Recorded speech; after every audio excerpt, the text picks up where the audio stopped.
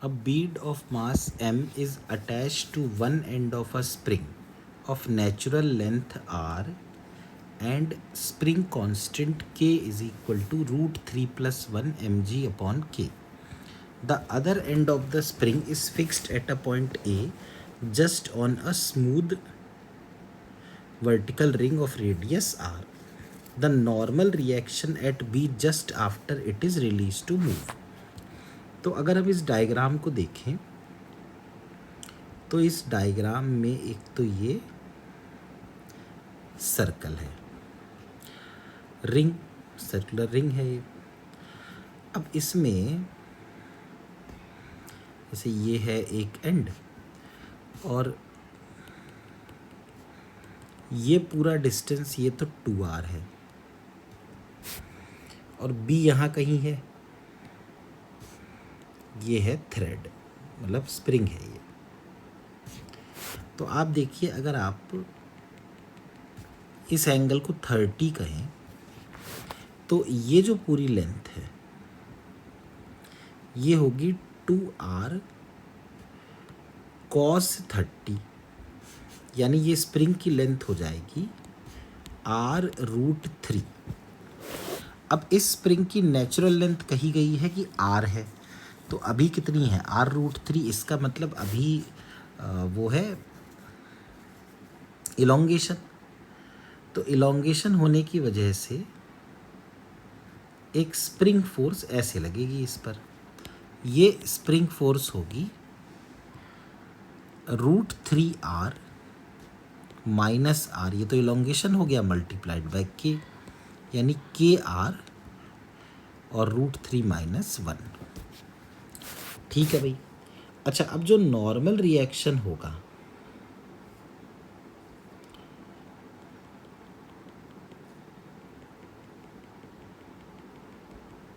देखिए, ये जो Fs है, इस Fs का एक कंपोनेंट ऐसा आएगा, ये 30 है तो ये भी 30 होगा, Fs cos 30।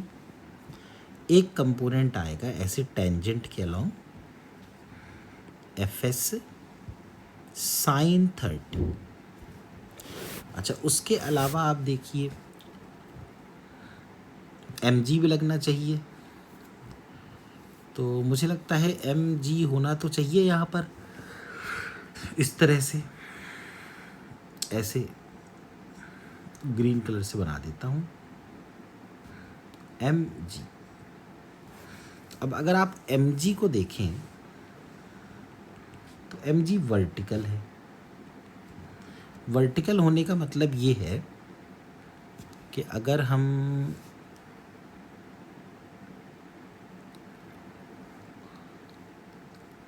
ये वर्टिकल है तो ये 90, तो ये पूरा एंगल होगा 60,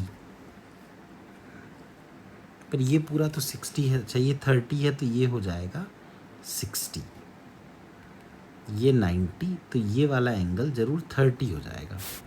तो mg का एक कंपोनेंट सेंटर की तरफ आएगा, mg cos 30, और एक कंपोनेंट इधर आ गया mg sin 30।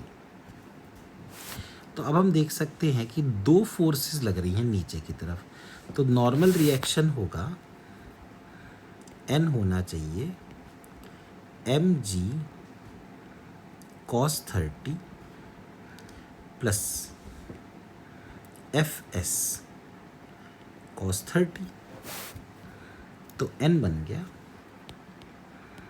mg plus fs कितना है, kr root 3 minus 1 into cos 30, मतलब रूट 3/2। तो ये तो नॉर्मल रिएक्शन की वैल्यू हो गई। अब इन्होंने पूछा है तो नॉर्मल रिएक्शन की तो ये वैल्यू आ रही है mg plus K R root 3 minus 1 into root 3/2।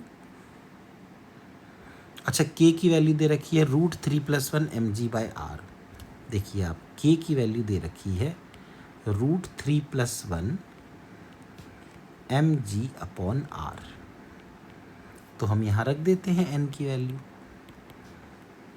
M G plus √3+1 M G by R into R into √3 - 1 whole divide by √3/2। तो आर और आर कैंसिल। फिर इसके बाद n की वैल्यू बनी एम जी प्लस √3+1 और √3 - 1 हो गया 3 - 1 एम जी और √3/2। तो 3 - 1 2, तो ये n की वैल्यू आ गई 3√3 into mg/2। This should be the